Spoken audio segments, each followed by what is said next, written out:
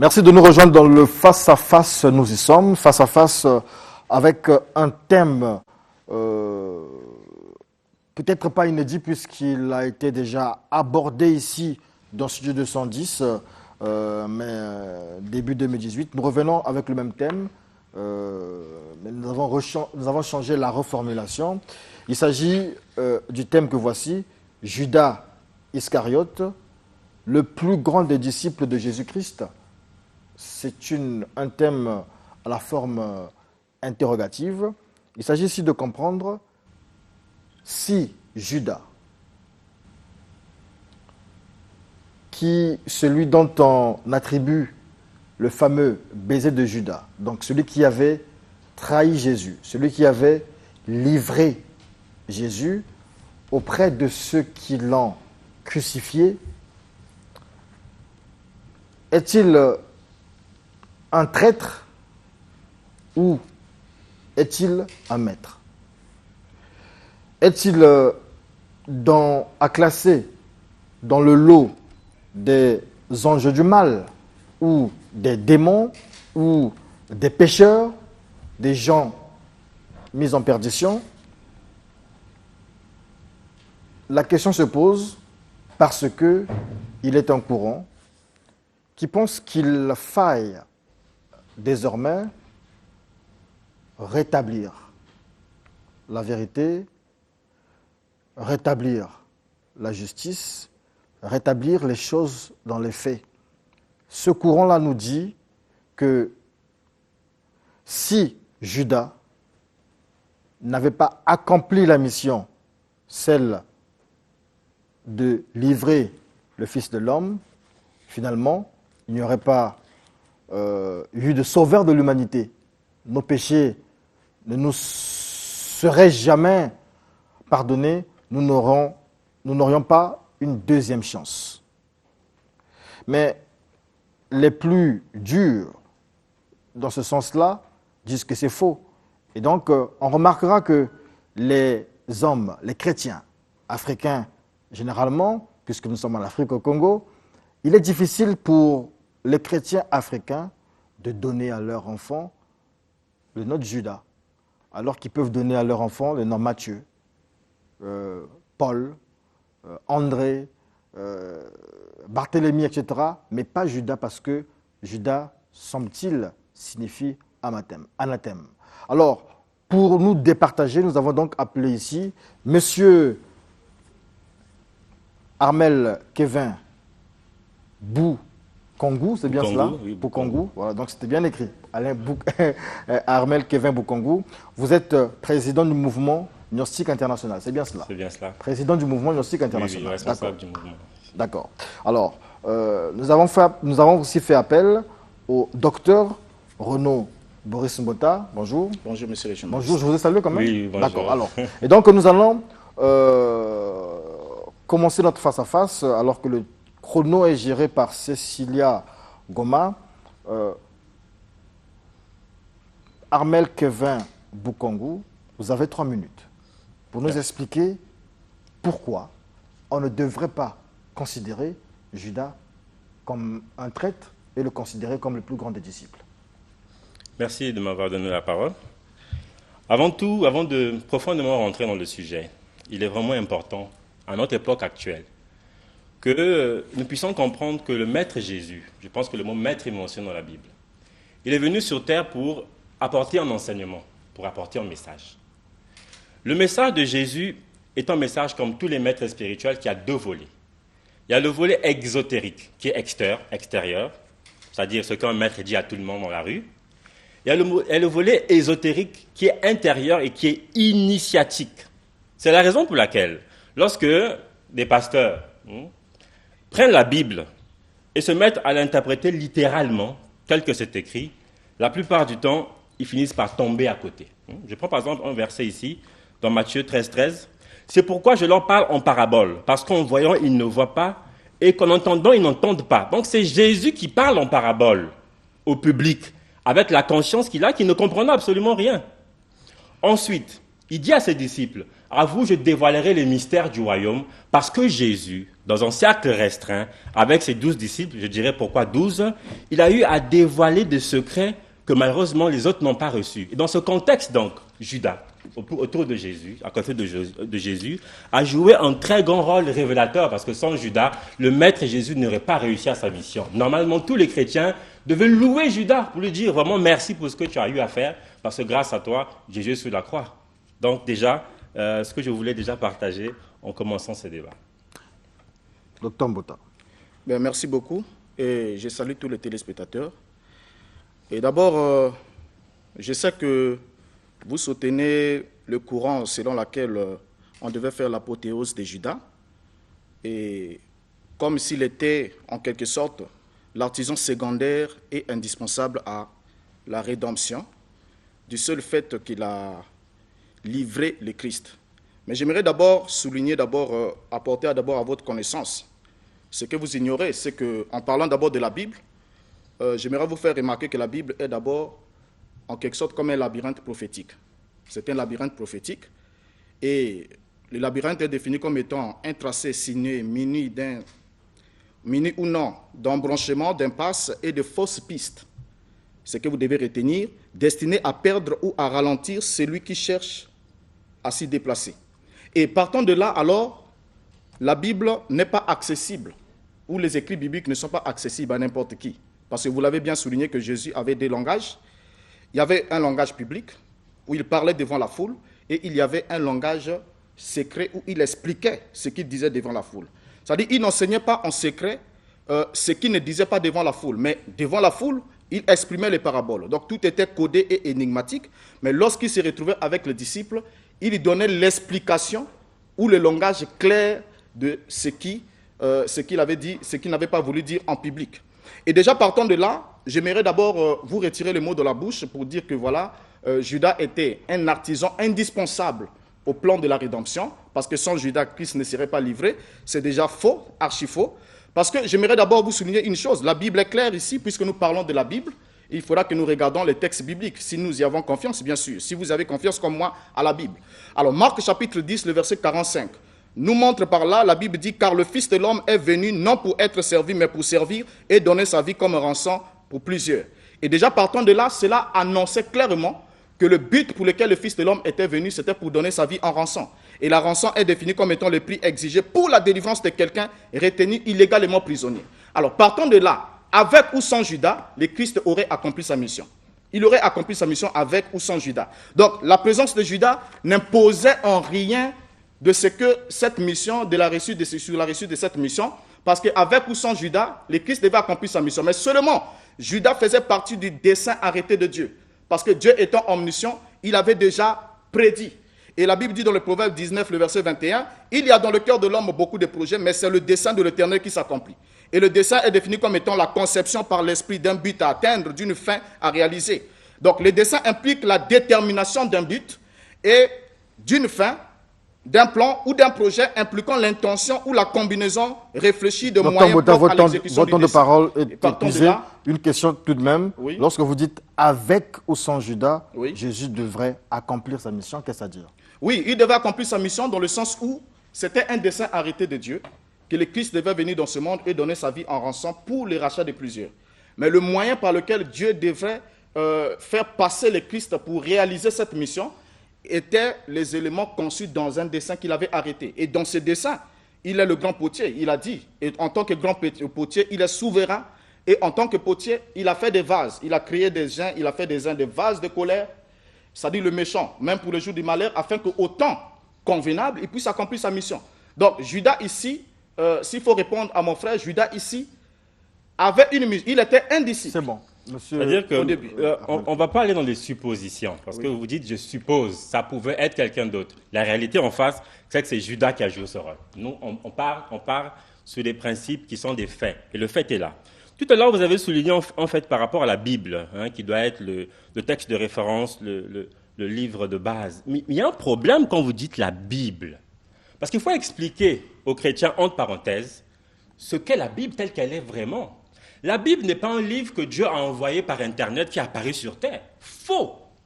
La Bible est une compilation des manuscrits, une compilation de plusieurs textes à une époque donnée qui parlaient de plusieurs enseignements. Généralement, on divise la Bible en deux parties. Il y a l'Ancien Testament, qui est extrait de certaines parties de la Torah, et le Nouveau Testament qui rapporte l'enseignement de Jésus qui aurait été écrit par les apôtres. Mais quand on voit le Nouveau Testament, on trouve 4 évangiles, alors qu'on sait que Jésus avait 12 évangiles. Est-ce que les autres disciples n'ont pas écrit des évangiles? Point d'interrogation. La réponse est oui. Il existe aujourd'hui des évangiles qui ont été appelés évangiles apocryphes, que l'Église a eu à mettre de côté. Quand on lit ces évangiles, on se rend compte qu'il y a un autre enseignement que Jésus a eu à donner à ses disciples, enseignement que l'Église a eu à cacher exprès. Pourquoi? Parce que le but de toutes les églises aujourd'hui, c'est de créer des dogmes pour enfermer les gens dans des croyances qui malheureusement sont erronées. Donc par rapport à ça déjà, la question est à remettre en cause. Par rapport à la notion de Judas, je vais vous lire ici un passage de l'évangile selon Judas qui a été écarté par l'église de Rome. Encore une fois, évangile apocryphe. Jésus dit à Judas en secret, il dit, Judas, tu surpasseras tous les autres disciples car tu sacrifieras l'homme qui me sert d'habit. C'est très profond. Cette parole de Jésus synthétise toute la spiritualité et toute la mission que Jésus est venu accomplir sur terre. Parce que Jésus, évidemment, devait mourir sur la croix. Il a eu à prendre des disciples autour de lui, au nombre de 12. D'ailleurs, le chiffre 12 n'est pas par hasard, c'est un chiffre bien choisi. Quand on prend 12 disciples plus 1, donc Jésus, ça fait 13. Et tout à l'heure, je vous expliquerai la valeur du chiffre 13 qui correspond à la mort dans certains arcanes, dans certains secrets. Ça veut donc dire que le travail que Jésus fait avec Judas, quand on lit l'évangile selon Judas, on se rend compte que c'est un travail que même les disciples ne sont pas informés. Comment ça commence? Judas vit une vision, il vit une expérience astrale, dans laquelle les disciples le font la guerre, ils le pourchassent. Il dit à Jésus, Maître, je ne comprends pas, j'ai eu une vision. J'ai vu les autres me faire la guerre. Jésus lui dit, ne t'inquiète pas, Judas, je vais t'expliquer ce qui va se passer. C'est comme ça que Jésus commence à faire comprendre à Judas qu'il va jouer un rôle. Quel est le rôle? C'est le rôle qui consiste à permettre à Jésus d'accomplir la mission pour laquelle il est venu sur terre. Jésus est venu vivre un drame cosmique. Ça veut dire que sa naissance, sa vie, sa mort et sa résurrection sont initiatiques. Continue tout à l'heure. Alors déjà là, quand vous voulez vous attaquer à la Bible pour dire que la Bible ne peut pas être prise comme étant le texte de référence, c'est déjà faux. Et disons, en soulignant aussi par là qu'il devait y avoir 12 évangiles parce qu'il y avait 12 disciples. Non, je n'ai pas dit 12. Bon. J'ai pris un exemple seulement. Ok, vous avez pris un exemple. Oui. Pourquoi il y a 4 évangiles? Voilà pourquoi je vous ai dit au début, en introduction, que la Bible est un labyrinthe. Il y a 4 évangiles dans le canon actuel. Il n'y a pas que 4 manuscrits qui ont été retrouvés. Il faut dire merci, ça aux merci chrétiens, beaucoup. il faut leur dire la vérité. C'est mon temps de parole, s'il vous plaît. Oui, oui. Et partant de là, alors, je vous souligne d'abord que je vous ai dit en intro que la Bible était un labyrinthe. Et en tant que labyrinthe, le labyrinthe est conçu de manière à ce qu'il puisse contenir aussi des fausses pistes, et qu'il puisse égarer ceux qui n'ont pas droit à avoir part à la connaissance de la parole. Parce que pour comprendre la parole de Dieu, il faudra d'abord que vous naissiez de nouveau, que vous passez l'expérience de la nouvelle naissance, et cela vous permettra alors d'avoir accès aux secrets intimes de la parole de Dieu. Parce qu'il a été donné uniquement à ceux qui sont réellement nés de Dieu de comprendre le mystère du royaume. Alors, en parlant déjà des 4 évangiles, j'aimerais vous souligner une chose. Pourquoi est-ce que les 4 évangiles ont été retenus? Et ce n'est pas la volonté de l'homme. Et ce n'est pas non plus le Vatican qui a classifié ou qui a fait le choix des évangiles. Il faudra que vous les compreniez. Et déjà, quand on regarde la construction du trône, attendez un instant, quand on regarde déjà la construction du trône, le trône, déjà les 4 évangiles représentent les 4 dimensions ou encore les 4 positions des êtres vivants qui sont autour du trône. Et déjà, quand vous voyez les 4 évangélistes, il y a Matthieu, il y a Luc, il y a Marc, il y a Jean, et les 4 représentent les 4 têtes des êtres vivants. Et comme Israël aussi s'est déplacé dans le désert, ils formaient le complément en nombre de 4 autour du tabernacle. Et déjà là, c'est un faux débat. Donc cela ne voudra pas dire que, aussi longtemps qu'il y avait plus de 4 disciples, il fallait qu'il y ait plus de 4 évangiles. C'est faux. Et en prenant aussi l'évangile de Judas que vous avez récupéré, parce que le mouvement gnostique, nous le savons très bien, c'est un mouvement qui est né à partir du IIe siècle. Et ce mouvement a pour but objectif d'abord de récupérer tous les éléments non officialisés, qui n'ont pas été reconnus, dont la source n'a pas été identifiée comme étant authentique, et d'en faire des armes pour chercher à défendre ou encore à combattre le canon biblique. Ça ne fera pas l'objet du débat maintenant. Mais nous sommes sur le sujet de Judas Iscariote. Et je l'ai dit en introduction ici, que Judas faisait partie du dessein divin pour la mission qu'il avait accomplie. Au départ, Judas était un disciple. Et Judas, si vous ne l'avez jamais compris, j'aimerais vous faire comprendre aussi cet élément.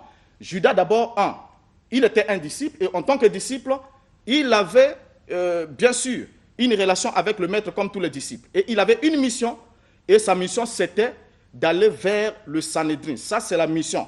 Mais lorsqu'il est allé, Judas est allé au-delà des normes qui lui ont été instituées par le Seigneur. Sinon, si Judas avait accompli réellement sa mission, il n'y aurait pas de remords. Il n'aurait pas regretté pour l'acte qu'il avait posé. Mais pour Judas, lorsqu'il est allé, Judas ne s'attendait pas à ce que la tournure des choses puisse prendre la tournure qu'elles avaient prise. Et lorsqu'il s'est rendu compte, jusqu'à ce qu'on a arrêté Jésus, on l'a emmené, on l'a interrogé, on l'a jugé, et quand il s'est rendu compte que le sort de Jésus était scellé, c'est là qu'il a regretté ce suivre toujours le chrono puisque vous cher regardez, pasteur Boris, il faut être objectif. Je vous assure que quand vous dites que les textes ont été cachés parce qu'ils sont des labyrinthes et que les chrétiens allaient se perdre dans ces manuscrits, je vous dis que c'est faux. Je vous lis ici une parole de l'évangile selon Thomas, qui est très révélateur. On se rend compte pourquoi l'Église a caché ces vérités. Jésus dit dans l'évangile selon Thomas, « Pour le royaume de Dieu se trouve à l'intérieur de l'homme. Et c'est en se connaissant soi-même qu'on connaîtra qui est Dieu et qui nous sommes. » Donc, quand l'Église de Rome, parce qu'il faut préciser, c'est quand même drôle, vous êtes pasteur d'une église de réveil. Je pense que ce n'est pas l'Église protestante qui a décidé du canon, je pense que c'est l'Église catholique. Vous dites que l'Église catholique n'a pas été inspirée par Dieu. Bon, elle était inspirée par Dieu avant. Mais pourquoi les gens protestaient contre l'Église catholique et se sont détachés pour faire l'Église protestante? Ça veut dire qu'il y a des principes pour les protestants qui ne fonctionnaient pas. Quand vous reconnaissez aujourd'hui que c'est des saints hommes qui ont décidé qu'on mette 4 évangiles, ben ça remet en cause du coup la foi protestante. Ça, c'est la question. L'autre question que vous dites là, quand vous expliquez que les gnostiques fouillent les évangiles apocryphes pour combattre le christianisme, non, je suis vraiment désolé. Parce que le travail spirituel que nous faisons est réel, il est objectif. Mais n'empêche qu'il y a un travail que plusieurs chercheurs et plusieurs scientifiques ont eu à faire. Aujourd'hui, il a été démontré, carte sur table, que Jésus est un grand maître gnostique. Et toute la Bible, telle que nous la voyons, avec tous les symboles qui s'y trouvent, sont inspirés d'un enseignement typiquement gnostique. Et une personne qui ne fait pas la gnose en profondeur aura évidemment de la difficulté à comprendre ce sujet. Bon, je vais dans le droit sujet de Judas. Pourquoi est-ce qu'on se révolte par rapport à la manière que les chrétiens aujourd'hui jugent Judas? C'est simple. C'est parce que vous traitez Judas de fils du diable et que vous l'envoyez en enfer. Comment vous expliquez que vous dites que Judas a servi le dessein de Dieu et en même temps vous l'envoyez en enfer, alors qu'il a joué un rôle, vous avez expliqué tout à l'heure? Revoyez cette notion, c'est là le problème véritable. Et déjà là, j'aimerais encore vous rappeler que c'est archi faux. Lorsque vous prenez ces textes, ces fragments de textes que vous avez lus dans l'évangile que vous dites selon Judas, donc Thomas. Selon Thomas plutôt, et vous dites que Jésus aurait dit que le royaume de Dieu se trouve à l'intérieur de l'homme, oui, et que c'est en se connaissant soi-même qu'on parviendrait à connaître le divin. Exactement. C'est archi faux. Non, mais regardez l'évangile selon Thomas, tout le monde a Internet, tout le monde peut vérifier.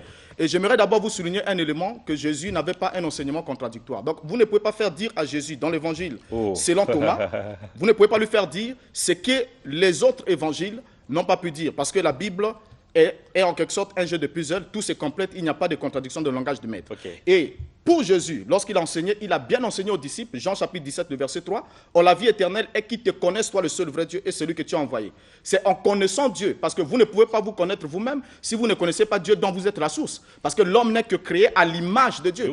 Et vous ne pouvez pas avoir la connaissance de l'image si vous n'avez pas d'abord la connaissance de l'objet. C'est l'objet qui définit l'image. Donc, ce passage biblique-là que vous avez lu, Évangile selon Thomas est complètement faux. Ok, donc vous jugez que l'évangile selon Thomas est faux. Soyez tranquille, mon cher ami. Okay. Il est faux par rapport au canon biblique. Donc il ne répond absolument pas. Mais moi, je veux retrouver le canon biblique qui correspond à ça. Alors, regardez d'abord, lorsque vous voulez dire à tout prix que Judas a servi au dessein de Dieu et qu'à cause de cela, il doit à tout prix avoir part à un héritage céleste. Ce que vous avez dit, vous aussi. J'aimerais vous souligner un passage que vous n'avez peut-être pas compris.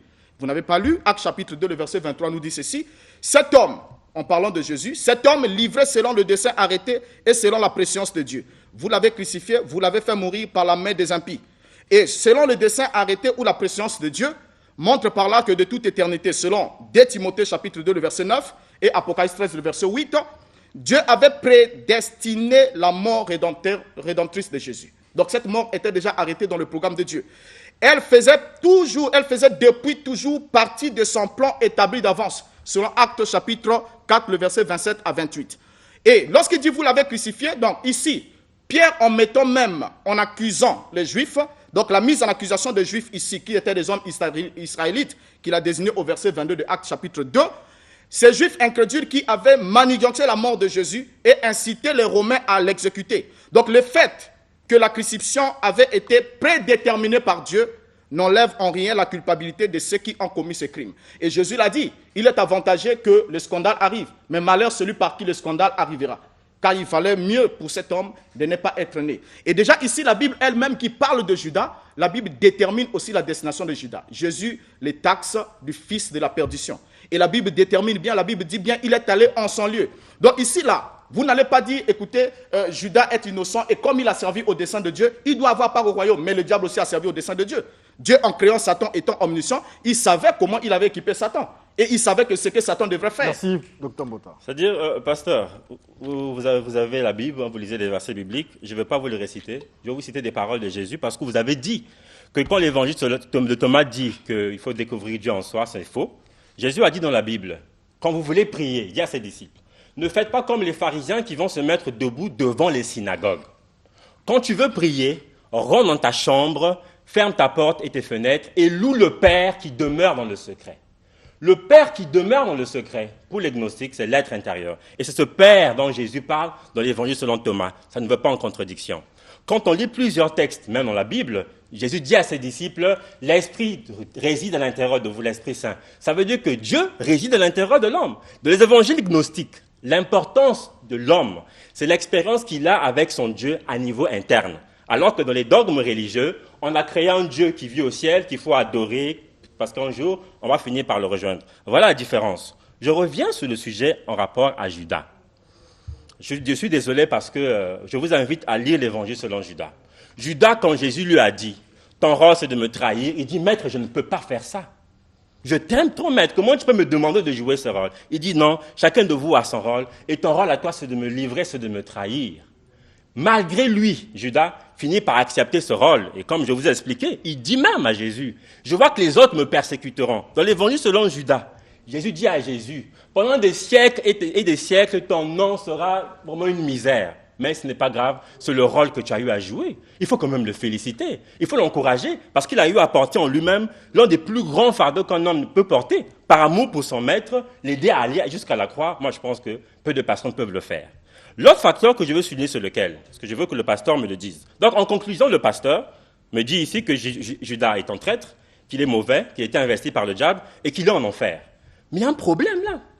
Parce que plusieurs pasteurs disent que Judas était possédé par le diable, par le démon. Comment vous expliquez que le maître Jésus, qui a pour ordre de chasser les démons dans les corps des gens, partout il va, il voit un homme possédé, il chasse le démon de ce corps. Pourquoi il va laisser Judas avec un démon à l'intérieur, alors qu'on sait que lorsqu'une personne est possédée par un démon et qu'elle agit, ce n'est pas elle qui agit, c'est le démon qui agit à travers elle. Pourquoi Jésus, c'est la question que je pose, va laisser Judas avec un démon dans son corps alors qu'il a chassé les démons partout où il est passé? Point d'interrogation. La réponse, c'est que Judas n'était pas possédé par un démon. Au contraire, Jésus dit à Judas, Judas, c'est le moment. Ce que tu as à faire, vas-y et fais-le. Alors, une question quand même, Armel Kevin Boukangou. Si il vous arrivait de demander à votre fils de tirer sur vous, donc de vous tuer, est-ce que ce fils-là, il commet un meurtre ou pas? Je pense qu'à niveau légal, il commet un meurtre. Mais ici, on parle du spirituel. Ça veut dire que ce n'est pas pour les hommes qui voient avec les yeux. C'est pour ceux qui comprennent la spiritualité. La spiritualité est que Judas joue un rôle que le maître lui demande. Et par amour, il le fait. Parce qu'il veut aider le maître. Il commet quand même un crime. Mais il commet quand même un crime, évidemment. Donc, pour les hommes, on va l'arrêter. Le salaire du péché, c'est la mort. Non. Il ne faut pas le voir dans le sens du péché. D'accord, merci. Docteur Renaud Boris Mbota. Et déjà là, je pense que vous devez d'abord souligner une chose. Je reviens sur un élément que vous avez souligné ici parce que vous avez dit beaucoup de choses. Et il faudra vraiment qu'on puisse recadrer un peu certaines choses. Et quand vous dites que, en voulant vous rattraper, vous avez dit que l'homme devrait, en quelque sorte, le royaume de Dieu se trouve à l'intérieur de l'homme et que c'est en se connaissant soi-même qu'on parviendra à connaître le divin. C'est faux. Je vous ai cité une parole de Thomas. Excusez-moi, c'est mon temps de parole. Vous devez prendre note de ce que j'ai dit et vous pouvez rétorquer lorsque c'est votre temps de parole. J'ai déjà répondu à cette question, on va revenir sur ça. Vous faites interférence. Alors, donc, dit que le Père qui demeure dans le secret cela signifie que l'homme devait s'auto-connaître pour connaître le divin, c'est faux. L'homme doit connaître le divin parce que c'est le divin qui lui révèle ce dont il est constitué. Parce que je vous l'ai dit au début, en passant qu'on ne peut pas connaître l'image si on n'a pas d'abord la maîtrise de l'objet, parce que c'est l'objet qui fait l'image. Donc là, c'est un faux débat, il n'y a pas un débat là-dessus. Dit que l'esprit réside à l'intérieur de l'homme, non. Les disciples n'avaient pas l'esprit au-dedans d'eux. Et la Bible dit très bien, l'esprit est descendu après que le maître soit parti, donc au jour de la Pentecôte. C'est lorsqu'on reçoit Dieu en soi qu'on peut parler à ce Dieu qui est en soi. Moi, je ne suis pas de ceux qui enseignent que Dieu est quelque part dans une sphère inconnue, mais je crois que Dieu doit venir dans l'homme. Et il vient dans l'homme au travers de la nouvelle naissance. À ce moment-là que l'homme devient le temple de Dieu et l'homme entre en communion avec Dieu qui vit en lui. Alors, donc, dire que Judas était possédé d'un démon, c'est faux, c'est ce que la Bible ne dit pas. La Bible ne dit pas que Judas était possédé d'un démon, mais la Bible dit que Judas était un démon. Lui-même, il était un démon. Pas qu'il fût possédé d'un démon, ça c'est une autre chose. Et la Bible dit que Judas était un démon. Et ce n'est pas une première fois, si vous avez scruté la Bible, ce n'est pas une première fois que Dieu ou encore le divin ait fait usage des démons, puisque la Bible le dit très bien. La Bible dit que les maux et les biens viennent de Dieu. Et lorsque Dieu veut faire le bien, il envoie un ange. Et quand il veut vous faire le mal, il envoie un démon. Peut-être vous ne savez pas. Parce que vous êtes de ceux qui pensent que Dieu c'est un bon être comme ça qui est exempté de tout mal. Mais la Bible dit aucun malheur n'arrive dans la vie sans que l'Éternel en soit l'auteur. Donc lorsqu'il veut faire le bien, il vous envoie un ange, un messager de miséricorde. Et quand il veut vous détruire, il vous envoie aussi un ange de jugement. Et déjà là, Judas avait manqué de respecter. Si vous dites que Judas avait accompli sa mission, j'aimerais vous rappeler que Judas, en tant que disciple, il était enseigné à observer la loi de Moïse. Et Judas avait manqué de respecter la loi de Moïse. Et cette loi n'excusait nullement le vol, ni n'approuvait la conduite d'un délateur, qui par cupidité s'était laissé soudoyer et avait trahi un innocent. Exode chapitre 20, le verset 15, dit quoi? Tu ne déroberas point. Et Deutéronome 27, verset 25, dit quoi? Maudit soit celui qui reçoit un présent pour répandre le sang de l'innocent. Et tout le peuple dira Amen. Et Matthieu chapitre 27, le verset 4, dit ceci, en disant, Judas a été saisi de remords lorsqu'il a vu la tournure des choses, en disant, j'ai péché en livrant le sang innocent. Il répondit, que nous importe, cela te regarde. Donc Judas, en principe, a été trahi par le Sanhédrin. Parce que Judas voulait jouer un double jeu. Il voulait à ce que Christ entre en contact avec le Sanhédrin pour sa mission, mais quand il va négocier avec le Sanhédrin, il négocie dans le but de le livrer. Et c'est pour cela qu'il a reçu de l'argent. Quand quelqu'un accomplit sa mission en bonne et due forme, il n'exige pas un prix pour cela. Merci. Pasteur, c'est quand même drôle parce que là vous dites que Judas c'est carrément un démon. C'est ce que la Bible dit. Mais je vois ici dans la Bible, Matthieu, c'est écrit, Jésus répond, celui à qui je donnerai la bouchée que je vais tromper, trompant dans la bouchée, il la prend et la donne au fils de Simon Iscariote. C'est-à-dire que les disciples demandent à Jésus, maître, mais qui va te trahir, dis-nous. Et Jésus dit, celui à qui je vais donner la bouchée. Ça continue, toujours le Matthieu 26, de 20 jusqu'à 25. C'est écrit, après la bouchée, Satan entra en Judas. Jésus lui dit donc, ce que tu as à faire, fais-le. Je ne comprends pas le pasteur, c'est quelle Bible qu'il a là-bas? Bonne interrogation. Il n'est pas écrit dans la Bible, je suis désolé, que Judas était un démon. Ce qui est écrit, c'est que Judas aurait été investi par un démon. On dit même Satan qu'il aurait poussé à trahir Jésus, ça ne marche pas. Maintenant, si on va sur votre hypothèse, que Judas était un démon, je suis d'accord. Donc votre Jésus, auquel vous croyez fortement, se promenait, marchait et dormait avec un démon. Comment ça se fait alors? Comment ça se fait? Ça n'a plus de sens, ça ne marche pas. Lorsqu'on vient dans l'évangile selon Judas, et lorsqu'on vient dans les enseignements gnostiques, il y a plusieurs symboles que je pourrais vous expliquer. Par exemple, il est dit que Judas aurait été pendu. Le chiffre des disciples dans le tarot de Marseille, dans le tarot des Égyptiens, c'est le chiffre 12. Le chiffre 12, le pasteur peut faire des recherches, il tape arcane 12 du tarot, il va voir un homme qui est pendu. C'est symbolique. Comme je vous ai expliqué, le chiffre 13, parce que 12 plus 1, ça fait 13. Et le 13 symbolise la mort. C'est pourquoi on parle souvent du vendredi 13. Ça veut dire que Jésus, en réunissant ses disciples, et lui-même le 13e personnage, devait obligatoirement passer par un rite de la mort qui devait l'aider à terminer son initiation, qui consistait à mourir sur la croix, à descendre pendant 3 jours dans les enfers, et ensuite à ressusciter. D'ailleurs, beaucoup de personnes envoient Judas en enfer. Oui, Judas est en enfer. Ça va vous surprendre. Mais Judas est parti consciemment en enfer pour aider les âmes qui s'y trouvent et continuer à les enseigner. Judas est aux enfers. Oui, Judas est dans les enfers. Mes chers journalistes, les gnostiques ont des méthodes d'investigation qui leur permettent, au-delà du corps physique, de voir ce qu'il y a au-delà. Le maître Judas se trouve dans les enfers, pas parce qu'il est damné, pas parce qu'il est perdu, non, mais parce qu'il est parti enseigner le rachat de plusieurs âmes comme le maître Jésus a eu le faire aussi, avant qu'il puisse ressusciter, il est descendu des enfers. Il est là-bas pour combien de temps? Judas, il est jusqu'à là, il est là-bas. Il continue. Pour combien de temps? Ça selon dépendra vos de lui. investigations, quoi. Ça dépendra de lui. C'est un maître qui joue un rôle, ça dépendra de lui. Tout le temps qu'il voudra passer là-bas pour orienter, guider les âmes, ça dépendra de lui. Donc, à partir de là déjà, la théorie, par rapport à ce que le pasteur dit qu'il était un démon, qu'il était possédé, ça ne marche totalement pas. Maintenant, l'autre question que j'aimerais soulever, est-ce que les Juifs ou les Romains, pour arrêter Jésus, avaient besoin de Judas? Par rapport à quoi? Quand on dit qu'il a trompé, il a trahi Jésus, mais Jésus, on le voyait marcher. Est-ce qu'il y avait besoin d'une procédure pour l'arrêter? Pas du tout. C'est parce que finalement, dans les 30 pièces d'argent là, qui symbolisent le chiffre 3 dans le tarot, ça correspond à l'argent ou à la passion. Quand on dit que Judas doit mourir, ça symbolise notre passion qui doit mourir. Merci beaucoup.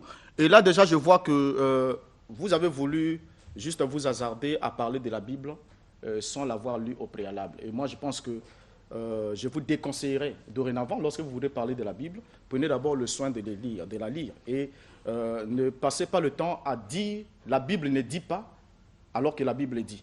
Et je vous donne ce verset, il faudra que vous preniez au moins note, parce que là, je constate que vous ne prenez pas des notes. Si. Jean chapitre 6, le verset 70 dit ceci. Jésus leur répondit, n'est-ce pas moi qui vous ai choisi, vous les 12, et l'un de vous est un démon. Il n'a pas dit l'un de vous a un démon. Et vous avez dit que la Bible n'affirme nulle part que Judas fut un démon. Et là, vous avez le verset biblique et cela va vous permettre de changer votre conception là-dessus. Alors, pour ce qui concerne le morceau trompé, la communion avec Judas et l'entrée en scène de Satan en Judas et le lien de cause à effet qui a fait que Judas puisse être investi de sa mission funeste. Et la Bible est claire. La Bible dit, Luc chapitre 22, le verset 2, les principaux sacrificateurs et les scribes cherchaient le moyen de le faire de mourir Jésus, car ils craignaient le peuple.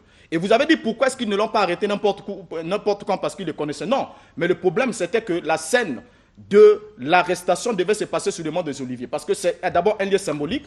Je n'aimerais pas peut-être vous l'ouvrir ici si ce n'est pas porté à votre connaissance. C'est sur le mont des Oliviers que David, en tant que roi rejeté, avait pleuré sur Jérusalem. Et là aussi, c'est aussi sur le mont des Oliviers qu'il y avait beaucoup d'actes de puissance. La gloire de Dieu qui descendit sur le mont des Oliviers. Et la Bible dit qu'à la fin de temps, l'Éternel posera ses pieds sur la montagne des Oliviers. Et c'est là que la scène devait se dérouler. Et pour que la scène se déroule et que tout s'accomplisse selon les Écritures, il fallait que Jésus soit pris à partir du mont des Oliviers. Et voilà, l'indication de Judas, c'était ça. Et Jésus savait très bien ce que Judas devait faire. Mais c'est que Judas est allé outre mesure. Le problème, c'est quoi? Judas en a profité pour jouer double carte. Et il est allé, la Bible dit bien, Luc chapitre 22 toujours, quand on arrive, la suite dit quoi? Or, Satan entra dans Judas surnommé Iscariote, qui était du nombre de 12. Et lorsqu'on descend plus bas, on voit ici, dans Jean chapitre 13, le verset 26, Jésus répondit, c'est celui que je donnerai le morceau trempé, et ayant trempé le morceau, il donna à Judas, le fils de Simon Iscariote. Verset 27, dès que le morceau fut donné, Satan entra dans Judas. Jésus dit, ce que tu fais, fais-le promptement. Et Luc chapitre 22, verset 4 complète en disant, et Judas alla s'entendre avec les principaux sacrificateurs et les chefs de garde sur la manière de leur livrer Jésus. Et là-dedans, déjà quand vous dites que Jésus se promenait avec un démon, sans que cela pose un problème, mais je porte à votre connaissance que c'est sur la terre ou bien dans vos enseignements qu'on dit, voilà, le diable et Dieu. Dieu et Satan sont des adversaires. Non. Et je l'ai toujours souligné, attendez, je l'ai toujours souligné que Dieu n'a pas d'adversaire. C'est un être suprême. Oui. Que ce soit Satan, que ce soit le Christ, sont des instruments au service de sa parole. Ils sont là. Mais le problème, c'est lequel? Parce que quand vous lisez d'abord le livre de Job, vous voyez, la Bible parle de Job qui a été tourmenté par des afflictions qui lui sont arrivées. Mais d'où venaient les afflictions? De Dieu. Mais qui était l'agent qui a mis ces afflictions en quelque sorte en scène? C'était bien Satan, mandaté par Dieu, bien sûr. D'accord. Oui, mais... Renaud Boris Mbota, j'aimerais quand même revenir sur ces écritures apocryphes. En fait, on va parler particulièrement, comme l'a dit Kevin Armel Boukangou, de l'évangile de Judas. Est-ce que vous reconnaissez, vous convenez avec lui, que pendant le concile ou les différents conciles, on a eu à tripatouiller ce qu'est la Bible aujourd'hui? Bon, dire qu'on a eu à tripatouiller, ce serait un peu trop posé, trop dire, trop parler. Mais ce qui est vrai, on reconnaît dans certains livres qui ont été mis à l'écart la qualité ou encore le lien. Les livres ont été mis à l'écart. Bon, je reconnais jusqu'à mon actif le livre d'Enoch, par exemple, qui est cité par Jude. Ce livre-là. Seulement le livre d'Enoch, qui est cité par Jude, Jude qui a été mis à l'écart. Mais Jude, le disciple de Christ, l'a cité, ça veut dire que Pendant ils les exploitaient ces conciles, livres. c'est juste le livre. Oui, bon, ces livres, certains livres ont C'est été le mis seul à livre l'écart qui a été du mis à seul l'écart. fait que... Le seul livre, vous avez Voilà, dit, c'est des le livres seul qui ont livre. subi... C'est parce des que livres ou c'est le livre? C'est le seul livre. C'est le seul livre. Ah, mais vous dites des Parmi livres. tous les conciles, là. Parmi tous les livres qui ont été mis à l'écart, qui ont été jugés apocryphes, c'est le seul livre, à ma connaissance, Ah, il y en bien a sûr. beaucoup qui ont Là, été je mis à ne dis pas- l'écart. Il y en a beaucoup qui ont Il y a été mis à beaucoup de l'écart. livres qui ont été mis à l'écart. Ok, donc, voilà. Puisque Et donc- les livres, c'était des parchemins qui... ce n'était pas un document qu'on a écrit en un seul temps, parce que la Bible est écrite pendant plusieurs périodes. Et déjà, quand les disciples arrivent, ce qu'on appelle l'Ancien Testament, ou encore la Torah, les Juifs avaient déjà tous les livres réunis, tous les rouleaux ensemble, mis ensemble.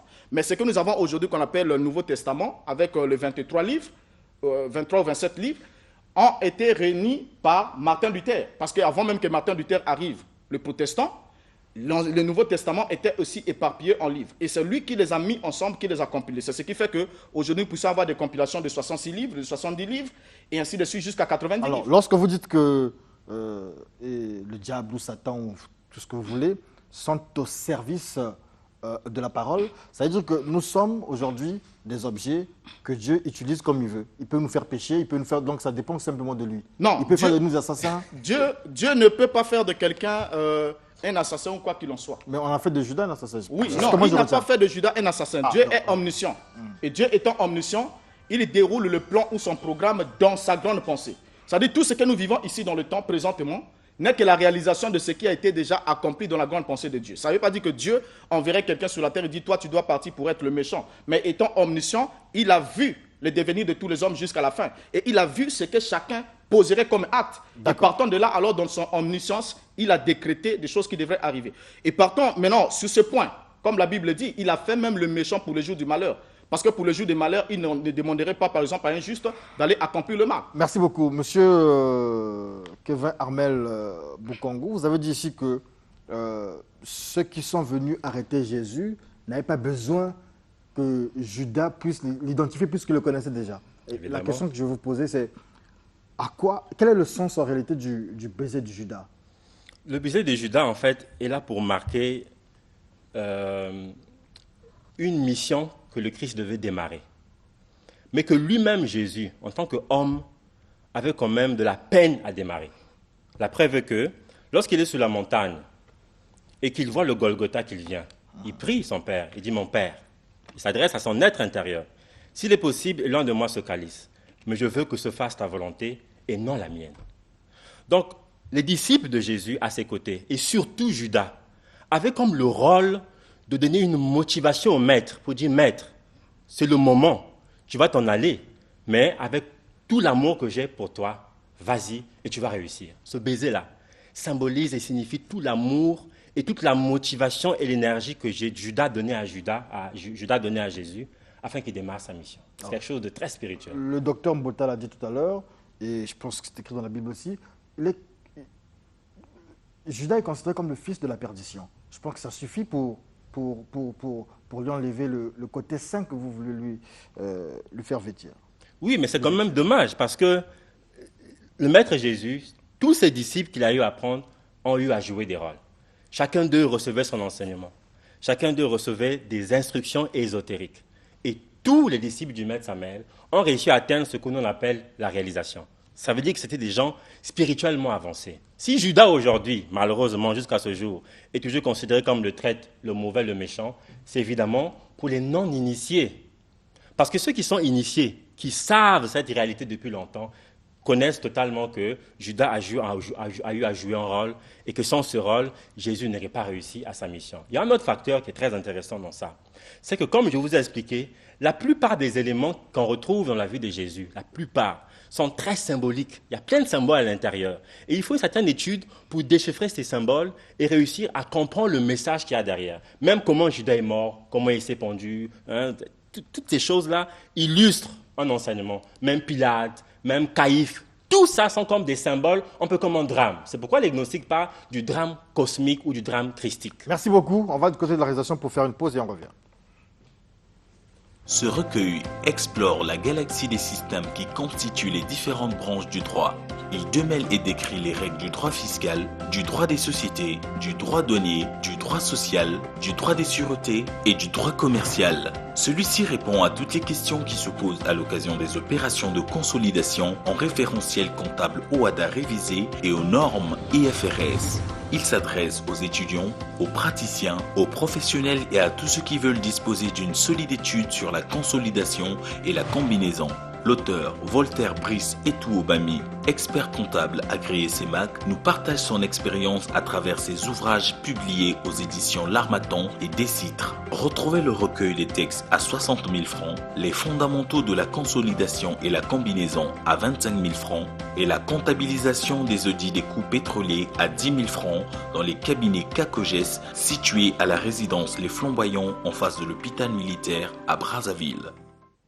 Voilà, donc nous revenons sur ce plateau pour le mot de fin de chacun de nos débatteurs. Et donc, Armel Kevin Bukungu, président du mouvement Gnostique International, qu'est-ce que les téléspectateurs devraient retenir de cette problématique? Jésus, Judas, j'allais dire, maître ou traître, Judas, le plus grand disciple, pourquoi? Vous avez 1 minute pour nous répondre, pour répondre aux téléspectateurs. Oui, bon, je pense qu'à un certain moment, tout le monde et chaque personne aura la capacité de faire un discernement. Mais ce qui est vraiment important dans ce genre de message que nous voulons apporter dans les médias, c'est qu'il existe une manière plus profonde de comprendre la vie d'un maître et de l'enseignement qu'il donne. Lorsqu'on se met à l'interpréter de manière littérale, la plupart du temps, on finit par tomber à côté. Et Judas a vraiment joué un rôle à côté de Jésus. Et ceux qui sont plus ou moins éveillés sauront le reconnaître. Bon, comme la Bible dit clairement, parce que si on prend comme référence la Bible, et comme je l'ai souligné ici, j'aimerais appeler à la conscience des téléspectateurs de s'en tenir à ce que disent les textes bibliques. Et la Bible dit clairement que Judas est allé en 100 lieues. Et le terme en 100 lieues désigne aussi les lieux où s'est rendu l'homme riche dans Luc chapitre 16, à partir du verset 28. Et c'est le même terme. Donc l'homme riche était dans le lieu de tourment. Et Actes chapitre 1, le verset 25 dit aussi que Judas est allé en 100 lieues. C'est le même endroit. Là où est allé l'homme riche qui n'était pas converti, qui a dit, Père Abraham, je souffre dans cette flamme, c'est au même endroit qu'est allé Judas. Donc déjà, c'est une fausse conception de dire que Judas serait un maître qui est allé en enfer, en train d'enseigner à ceux qui n'étaient pas convertis pour qu'ils puissent les convertir et les emmener ici. La Bible dit, il est réservé à l'homme de mourir une seule fois, après quoi vient le jugement. Donc là, en enfer, on ne peut pas enseigner. Même la théorie selon laquelle on dit que Christ est allé aux enfers, il n'y est jamais allé. J'ai tenu un débat ici, ça n'a jamais été prouvé. Il n'y a aucun texte qui ne le dit. Donc déjà par là, on comprend que Judas était un disciple comme tous les autres disciples, mais qui a été égaré par sa cupidité, puisqu'il était voleur, il mettait sa main dans le sac, et ainsi de suite, et il a été égaré par sa cupidité, et il est allé, il a outrepassé les mesures, la limite de la mission qui lui était assignée. Merci beaucoup, il a livré son Renaud maître, Boris et il Mota. est un traître. Votre temps est Et voilà ce qu'il faut retenir de Judas. Votre temps touche à sa fin. C'est la fin du face-à-face. On va se saluer simplement, ensemble. Voilà. Merci. Merci. Et donc, merci à vous pour le fair play, pour l'argumentation. Docteur Mbota, il y a quelqu'un qui nous pose la question ici. Aucun mal n'arrive dans la vie sans que le Seigneur en soit l'auteur. Bonjour, que le pasteur Mbota nous donne le verset qui le dit. Oui, le verset qui le dit, il peut le retrouver dans Lamentation. Et j'ai juste, bon, je pourrais, s'il peut m'écrire, je peux lui donner le passage parce que je ne l'ai pas coté avec moi. On nous demande ici, finalement, il y a combien de mouvements gnostiques? C'est un téléspectateur qui En fait, il y a un seul mouvement gnostique, c'est juste que nous avons un élève qui a décidé de faire son mouvement. Oh, quel élève? C'est qui l'élève? Il passait ici, Francis Ganga. Ah, c'est votre élève? Oui. Ah, bon, ok. C'est la fin du face-à-face, on revient dans la discussion. C'est la fin du face-à-face.